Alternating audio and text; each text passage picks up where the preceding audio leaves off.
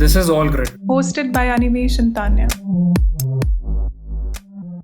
Today on All Grit, we are in conversation with Manjunath Talwar. This episode is a little different for us because we are not just speaking to a veteran product manager, but also an alumnus of IIM Kozhikode. He started as a product manager at Agri Technologies and with a brief stint with Tally in the middle, moved on to become the product head at Yahoo. His acumen of the markets and products led him to start his own companies, Hiree and Cash No Cash. He later came back to the corporate through his role in Myntra as VP Product Management and Growth Hacking. Currently, he is the VP Product and Engineering at Flipkart. In the interview, he talks about the maxims of being a product manager and the diligence required to keep up with the markets.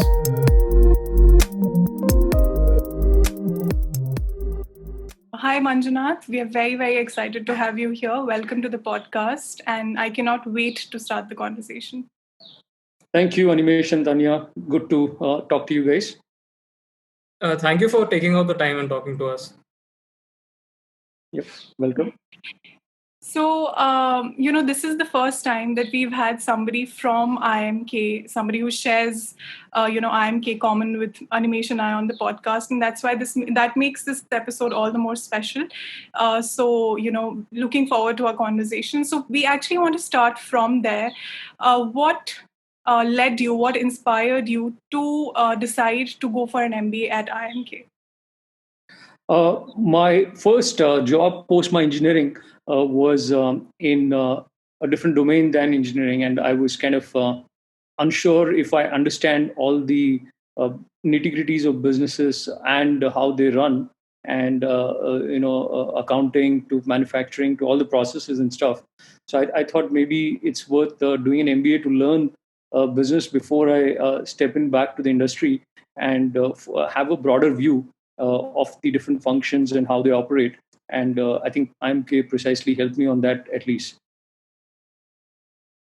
All right. So, how was your experience as one of the initial batches at IIMK? Because we realized that I think when you were on the campus, it was also you were sharing the campus with NIT Calicut. So, how was that experience like as one of the initial batches? And how do you think what part has IIMK played in forming the illustrious career that you have? So, what part does your college life have to play in that? Yeah, I think IIMK was a little, or rather the MBA experience was a little different from the regular schools like engineering school or a college before that and so on, right? So it is very different. You suddenly in with people with a lot of experience. My batch, like yours, I think has had a lot of experience, people with average experience of 4 years, people with 12 years experience and so on, right? So working together with them at the same level in the school, for all the projects to everything, right? So the insights were very different. I was still like just about a year experience when I got in there, but most of the others were a lot more experienced and got to work together on various things as part of the curriculum. And that kind of really helped me understand the psychology of people from different fields that they came in from, and was very helpful in broadening my view and vision on and they're getting the perspectives of different people from not just the curriculum side of it, but otherwise on their way they think and how they operate. So that was really, really helpful, and I think it's probably a very fast way to learn the organizational way of operating. An MBA definitely with a lot of experienced people brings that perspective soon. And that's really, I think your second part of the question was, how does it help me shape my career better, right? So I think clearly having an understanding of all the different domains and valuing those from rightfully so, right? I'm thinking of how, say, accounting part of the business works, to how the financial side of it works, to how, say, manufacturing, how every aspect of the business work. So that really made sure I had a broader understanding right through, and help me make different choices at various points. I think after your MBA, like you said, right, after your engineering, you were not doing an engineering role. After your MBA, though, you went into product management, which is related to tech and engineering. Right? You started with Right. I2 Technologies, and then you went to Yahoo as a product head for Yahoo Games. Right? But there is an interesting pivot which you made after that. You started your own companies after Yahoo, first with Hiree, and then with cash no cash. So I wanted to ask you, as MBA students, we always get this advice that if we want to go into product management, we should start our own product on the campus and try to develop it as much as possible. So how valid is this advice, and how does it help to develop your own product when you want to go into product management? And at the same time, how different is managing your own product versus managing a corporate product like Yahoo or IT Technologies? Right. So I think if I look at prior to my doing startups, I had about 15 years of experience in product management with I2 and Yahoo, mainly the two companies there, and a little bit on Tally as well, where I'd worked for a brief bit. It is that part of the journey is about building products that are either something that you're building within those companies from scratch, or managing something that is already built and scaling it, right?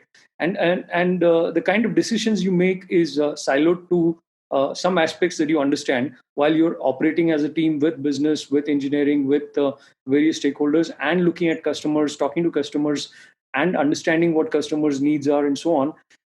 It is one way of developing it where the risk level is still low, right? I mean, worst case, what happens is you don't say meet the annual targets and stuff. But in all efforts you would put in to make sure you do it. But despite that, that is still a lot risk. Rather lower risk versus when you do your own startup. That stage is very different.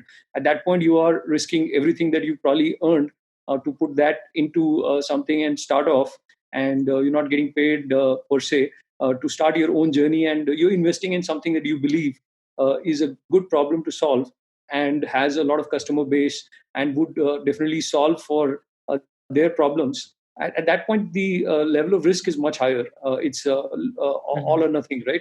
And I think developing a product, that aspect of it doesn't change significantly. But as an entrepreneur, you also end up looking at various other aspects, right? You're running say sales organization, you're running marketing for the company, you're running business and finance aspects of the company, well beyond what a product person would do typically. And hence, it is a much wider scope when you start running a company of your own. You have investors on the one hand, various stakeholders internally in the company, and also the customers, right? So different dimensions that you need to learn and grow to. But I think product management that way is a very helpful career for that, because you do always think about at least a few stakeholders before you take any decision on building a product.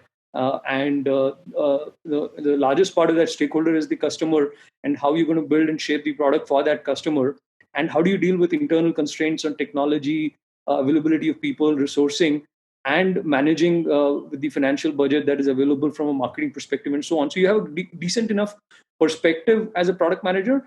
But when you become an entrepreneur, you own all of those other aspects as well, and you're trying to optimize for everything together.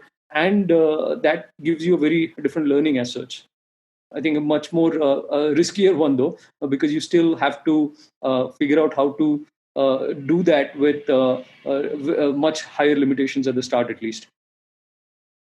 Right. And, I think this part of your career is especially interesting to us because it was a pivot. I mean, you had a very comfortable corporate job and then you decided to just leave all of it behind you and start something of your own. So we want to talk a little more about it and, talking about the product that you developed, which is Hiree. And through Hiree, you were kind of solving a very critical challenge in the Indian recruitment funnel at the time by sort of building a platform and a community for job seekers as well as employers who are offering immediate hireability. So could you tell us a little bit about how did you identify this key problem that was present in the market? And how was, after that, once Hiree was acquired by Quikr, how was Hiree's key offering remodeled post the acquisition? Sure. So, as part of the large corporations that we'd worked before, me and my co-founder actually worked fairly long periods together at both I2 and Yahoo before we did our startup. And one of the large challenges was being able to hire people quickly, right? For instance, at Yahoo at that point, my co-founder used to run about a 200 people org, running non-US media sites for Yahoo. And he was to scale the company very significantly to build on a few more global properties on media.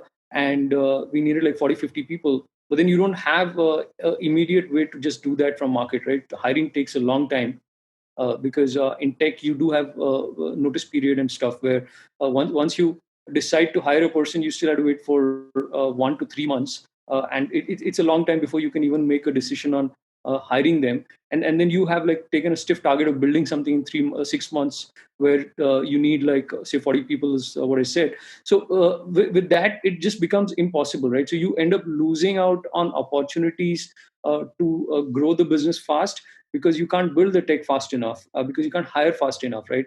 And that's the core problem we're trying to solve with. We started with a brand called as mynoticeperiod.com, and post our Series A decided to rebrand to Hiree to get after a larger scale.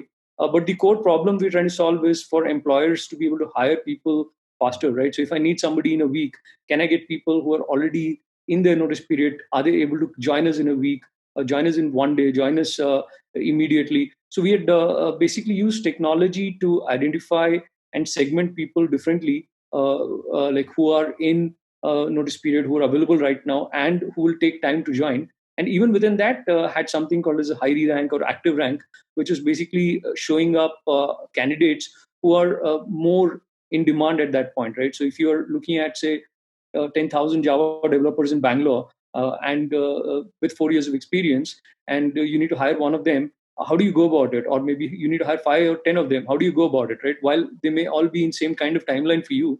So then we would start looking at which candidates are getting the most hits or most views on the platform, which candidates are actively responding to employers, which candidates are getting the most number of interviews on the platform. So ranking it based on how attractive the candidate is being to the employers, and also from an employer perspective, how actively are they participating in the whole process? Because it ends up in many cases in tech where recruiters are calling the candidates and candidates don't want to show up for an interview despite them being on the job portal, right? So it is a very challenging situation to be able to filter out from such a large crowd to get the right kind of people that you need. And hence that is the core of the problem that we're trying to solve, to make recruitment faster, to be able to scale your business without dependency on hiring. Most cases in startups, or like the example I gave in Yahoo, where you need to scale up suddenly, you get the approval, but then you just can't do it because you don't have enough people in the market, you don't have enough recruiters to help you go find those kind of people. And that is kind of the reason we took up our startup journey to build recruitment related technology related solution to speeden up the hiring basically. And I think you had a part of the question on how did we shape it post acquisition as well. Yes. So in terms of, see, the acquisition at that stage, we basically built a company which was pretty sizable in terms of the number of employers we'd signed up, including most of the top startups, most of the large tech companies in the country had signed up with us and were actively hiring on our platform, and a lot of job seekers as well. But the business is such that it needed a lot of investment in marketing, and we hit this a tough situation in 2016 where a lot of VCs backed out of the country, and we basically built the company in such a way that we had to raise a round, and raising a round had become difficult at that stage. So we decided to merge with Quikr, and as part of that, build the solution as part of their job solution. You stayed with Quikr for 1 year to create all these strategies, right? And then you moved on to Myntra in 2018. So Right. one thing which I want to mention about Myntra is I have been tracking Myntra since it started in 2007. And it has gone through a really amazing journey. It started as a personalized gift website, and then it converted into a marketplace model in 2011, got acquired in 2014 by Flipkart, and then went app only. Took a very brave decision to go app only in 2015, where 4G was not that prevalent. Right. So I'm sure you were also tracking all these changes from the outside as a product manager. I want to ask you what drives these decisions particularly. See, Myntra is like a good customer first company like Flipkart, right? So to be able to do that, there was various journey the company's taken, right? Started off with gifting solutions, to then moving on to apparel and fashion accessories and so on, right? So it has transformed the journey through the way customers' needs were changing, and as and when the customers' change were changing, right? So it's a good transformation journey for Myntra to evolve from that stage of the journey to be a much larger, in fact, almost, it is still, I think, the largest e-commerce player on fashion, right? So it is a pretty significant play for Myntra. And at various stages, I think, one, Mukesh Bansal, and two, Flipkart's leadership as we evolved with Sachin and Bini and various stakeholders like Kalyan now. The company's taken a lot of brave bets. Like if you look at Flipkart, we've done the innovations around being able to launch COD for the first time in the Indian market.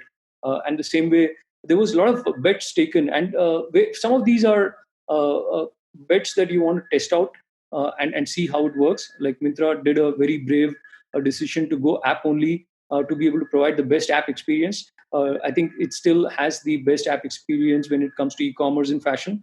So that evolution helped. At the same time, we realized there is customers who still want to use desktops and operate or rather buy through that. So didn't want to disappoint them. So the strategy then changed to enable that as well, to move to continue with that, right? And so maybe in a way we were a little early on that decision, but then I think it's proven right to test it out and then come back to both platforms and continue with both now.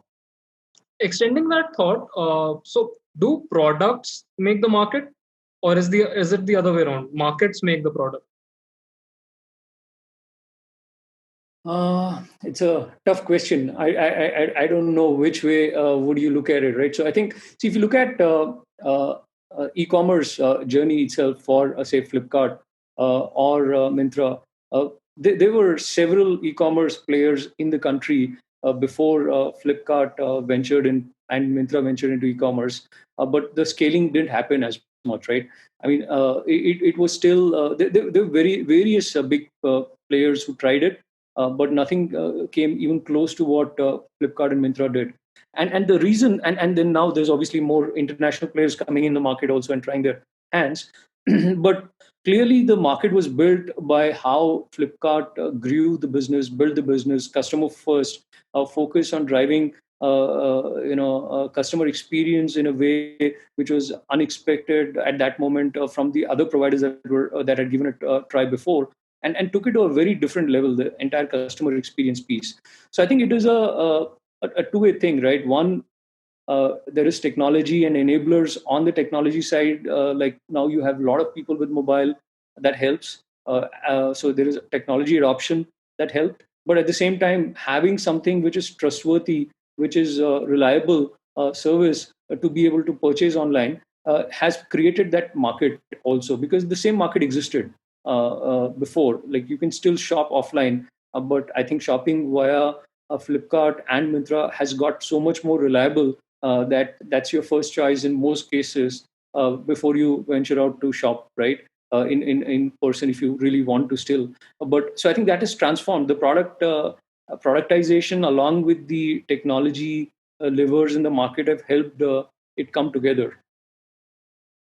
Right. And I think, taking one of the things that you said forward in the essence of everything that you've said so far is that, and this I've heard a couple of times from other people, is that somebody who is a product management enthusiast must sort of live and breathe consumer obsession. So, and like you rightly said, Flipkart and Myntra as well are a brand that have a very strong affinity to user needs.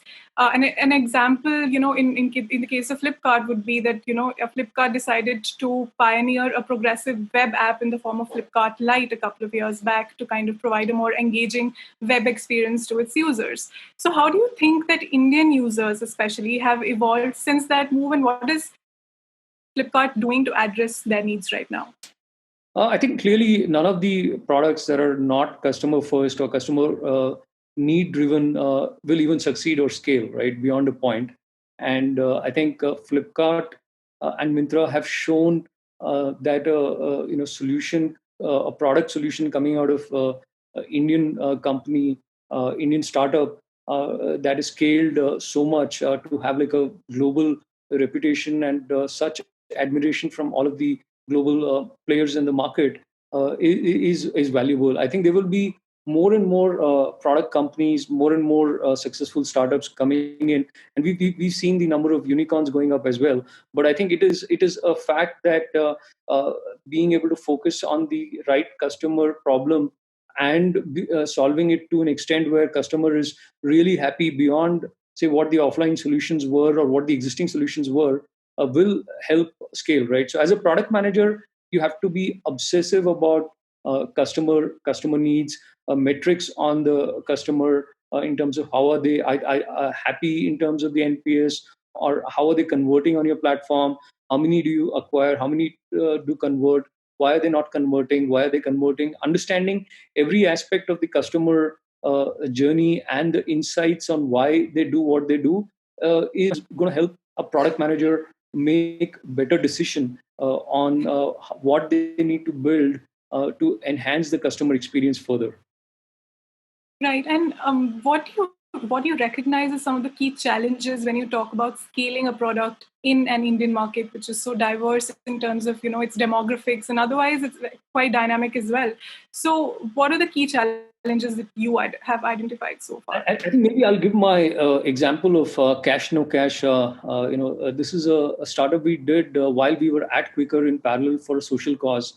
We were going through demonetization towards the end of 2016, and we realized that a lot of people are waiting in the ATM without cash, struggling to run their day-to-day lives. Like I was in a cab where the driver was telling me he waited the whole day in the queue the previous day and still didn't end up getting the cash from ATM, and he doesn't have money to eat, right? So it was a big challenge from a society perspective to see so much problem got created with the ATMs not having cash, long queues in ATM. And we built something called Cash No Cash on a Sunday. So my co-founder, myself, and the Hiree team, while we had got acquired quicker, we decided to get together on a Sunday and build something to help solve this problem. And it took us till maybe about 2 a.m. and Sunday night when we finally went live with it. We tried to talk to banks during the day. We talked to Rajan Anandan from Google to help us get Google Maps API solutions, which he helped. We talked to Amazon to get us AWS access for free, which they helped us. And so with all of those things, within the first 3-4 hours of Sunday, we had something that we could start building for a solution. And once it went live, we had about 10 million users in 10 days with Cash No Cash. If you search on Google on the day we went live, we had zero presence. I mean, that domain was not there. There was no word like that which was registered or searched for on Google with any article. And then in about 5-6 days towards the end of that week, we had like 400 articles in all languages and got coverage in various TV channels, and morning and evening when we commuting to office, radio stations were calling me and my co-founder both sides of the journey, right? So it was insane to get users to that large an extent. So I think if you have a real need, a real problem that you're solving, and if you solve for it, you can scale and scale without even investing in marketing, right? So for Cash No Cash, we had no marketing investment from our side at all. It was purely word of mouth. We shared it on our Facebook, LinkedIn, our WhatsApp messages to a group of people that we knew. And then it started going so viral that after a few days, there were competing apps that got created on Google on Android and iOS, where they just put web pages of ours into an app, and they started promoting. And then there were WhatsApp messages coming back to us saying, "Don't install this app, install this other one. That one has virus." And so on, right? So it just got so popular, both sides of it. On one side, people asking you to install and getting it. And then there was one crazy thing that I saw. One TV station actually took the app on their live prime time on TV. They went about, is app, it was a Hindi news channel. And they said, is app ki sachai, is ATM mein cash batane wali app ki sachai? And they went to like 6-7 ATMs to see if the time we were saying was accurate, if the lines were there or not, if the cash was there or not. So they were actually checking. And then this was fully crowdsourced app. We didn't have data because the banks didn't agree to share their live ATM status. And then we decided to still go ahead with the crowdsourced solution. But fortunately, it worked out. And it was a pretty good thing to see that you could build something and scale it to insane number of users. Probably, I think ahead of this app that's there for COVID now. Before that, that was the world's largest scaled app in for like 10 days to 10 million users without any marketing, right? So that was a good experience to see when you build something that is solving a right user need. It will find its way and you will have adoption. So it won't be a problem as long as you build something that is right. So since you started early in the 2000s, I think your first product management job as a product manager was with IT technology, right? And now after 2 decades, how has the whole role changed? Right? What was it in the past? What is it right now? And in the future, what do you have the outlook? Sure. So I think, interestingly, in 2002 or so, I went to US with I2, and the consulate in Chennai asked me, "What do you do?" As part of their interview, and I said, "Product manager." They're like, "What does it mean?" I mean, I explained what product manager does. We create roadmaps, we understand users, we decide what features to build. They're like, "No, why do you need a product manager?" And typically, if you go to consulate now, the moment you say product manager, they're well aware of the role, details, everything, right? So I think it is crazy to have been a product manager at a time where there's nobody who'd heard of it. To now, I think it's fairly popular career choice that you make out of campus as well. And with so many product companies, there are a good number of opportunities. I think maybe in 2001, when I started working as a product manager, there would probably be like maybe 20, 30 in the tech side of product management, maybe. But I think it's now a very evolved field. A lot of companies that are aware of what product management is and how the role is, and so on, right? So it is a journey in itself. I think till about 2007, 8, 9, maybe. There were very few product managers still. I mean, there's still, I think, very few Indian companies that create products from India. So that number has always been low. And now it's a very different situation, right? We have a lot more people in product management, a lot of companies that are creating tech enabled products and want people to think about how the product is going to be shaped and how are we going to solve for customers' needs. So that is a much different play now. Coming to the question where we also asked for some actionable advice as MBA students as to what to do to get into product management. Right. So I think, like you guys mentioned, clearly having created, a product is probably the best thing to do. But that said, I know it is not as simple to be able to create a product. You probably need some help with tech to do it. What I've seen, which works well for designers, say, right? Typically, when you hire designers, and in case they don't have experience, how do you understand their design skills, right? So then we ask them to say, okay, so if you, since you're a designer, can you say, if you were to redesign, say, Flipkart, how would you think about it? What would be the design be? And they can still do it because it is a creative space. They're used to working on Photoshop, Adobe, whatever, right? So various tools that they use to come up with the designs. They still have that understanding. Then they can reimagine, okay, as a customer, if I were to look at e-commerce today, given where various technologies are, the confidence that is there in the market for e-commerce, how would I think of it? How would I simplify it? How do I create the best journey? They can take a shot, and a lot of designers actually do that. They take a shot at, say, redesigning Google, redesigning Facebook, redesigning Flipkart, and they showcase that, and you can look through that portfolio of theirs and understand the thinking of that designer, and take a call on whether you want to go ahead hiring them or not. So that is a very good way of doing it for a designer. The same way, I think, for an MBA person or a non-technical, hardcore non-technical person, you could probably create product experiences with tools that are less technical, right? There are a lot of website creators, a lot of app creators today. You could take a shot at building something, letting it be run in the market, share the vision as to why you took it forward, what is the problem you're trying to solve, how you went about solving it, and how you shaped it. So I think getting your hands dirty on product management is probably the best way to showcase the talent that you have about in thinking about the user and creating a meaningful, useful product for them would be really helpful.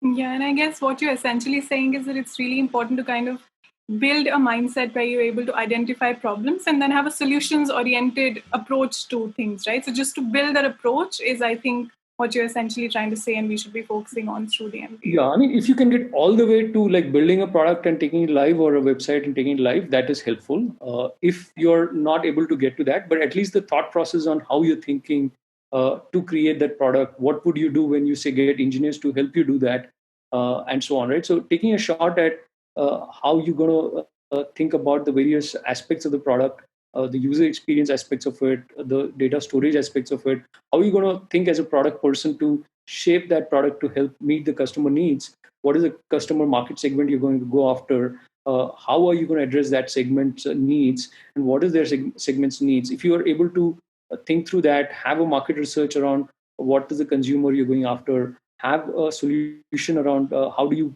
based on that research outcome, meet the needs, that will be helpful. Thank you. I think that's great advice. Now we are almost at the end of the podcast, and this is sort of a standard question that we ask all our guests who come on the podcast, and it's kind of the spine of the whole thing, where you've spoken to us about your journey so far, and you took a lot of very, very courageous decisions, if I may say that. So, what was the hardest decision of all, according to you, in your professional life so far? I think starting up is a tough decision. I don't know if I should call it the toughest decision, but definitely a tough decision to leave a comfort of a job and start something on your own, risking your own personal capital and so on, right? So that is probably a tough decision. And beyond that, I think going through a journey of great phases of the startup to then some tougher phases of the startup were also tough. That was probably the toughest part of the journey, actually. I think you just encounter as an entrepreneur some of the biggest challenges, then most of the other challenges become very small in life after that. So before moving on to the last question, I just wanted to summarize and bring out the essence of our discussion today. Right. So we started with your MBA and IIMK, and then we've moved on to product management. We dived deep into product management, and you helped us understand as to what product management is about. It is about consumer obsession. It is about thinking about users, consumers constantly, creating products, finding gaps, creating products. The cycle goes on and on and on. And the vital difference between managing an enterprise product and your own product. When you're managing your own product, you have a much higher risk than managing an enterprise product, right? So, and with that, the last question today is how have you been spending the last few months of your lockdown, right? This pandemic, unprecedented situations. How have you been? Have you been doing anything interesting? Trying to work on a new project, trying to find another gap maybe to make another product. Well, I think it's been very hectic and busy with Flipkart, right? So there is a lot of creative solutioning needed for solving various consumer problems that we're facing, and that's kind of been the largest chunk of the focus. And fortunately, remote working has been possible with technology companies, and we continue to operate remotely and are able to collaborate pretty well through this period. Obviously, being in person in a conference room, having a whiteboard to draw and talk through it, listen to everybody's perspective and so on is missing, and that's a bit of a challenge in some circumstances. But then you end up spending time preparing better and spending the time better in some others, right? So I think it's going to be a mix of both going forward. I think so this period has helped us spend a lot more problem thinking through the customer problems and building for a lot more capabilities there. I think the speed has just gone up further, having lost the commute time the commute time going away to more productive time coming in. And then beyond that, on a personal front, now that the lockdown's kind of eased, on weekends, I have two kids, so it's risky to be venturing amongst people, but then we end up driving out of Bangalore on almost every Saturday or Sunday to just venture out on a picnic with our own food and no human interaction per se. And FASTag probably helps with toll as well to be able to operate without interaction. So we just end up enjoying the nature more on the weekend. So it's been a good opportunity to venture outside of the city just for day picnics at least. So that's probably been the fun part of it. But I think it's worked out all right to be connecting with everybody remotely as well. Amazing. And do you think that you would probably go back to making a product of your own anytime soon? Because we clearly identify I'm doing that right now with Flipkart, but okay, you're saying without a company as such, right? I mean, without the startup having your own startup, right? Yet I'm sure I would do that at some point. I think right now there's definitely good amount of opportunities within Flipkart, the way we are operating, to be able to create a lot of new product capabilities for customers, and we're still a long way to go on the e-commerce journey. So it's a pretty diverse, lot of categories, and building solutions specific to each of the category customers and converting them better and managing their experiences on the platform. There's a lot that I'm learning and able to contribute on the product front, product and engineering front here. And I think I would definitely get back to doing that sometime soon. Not sure if it'll be within my own startup, but I'm sure Flipkart has enough opportunities for us to create things here as well.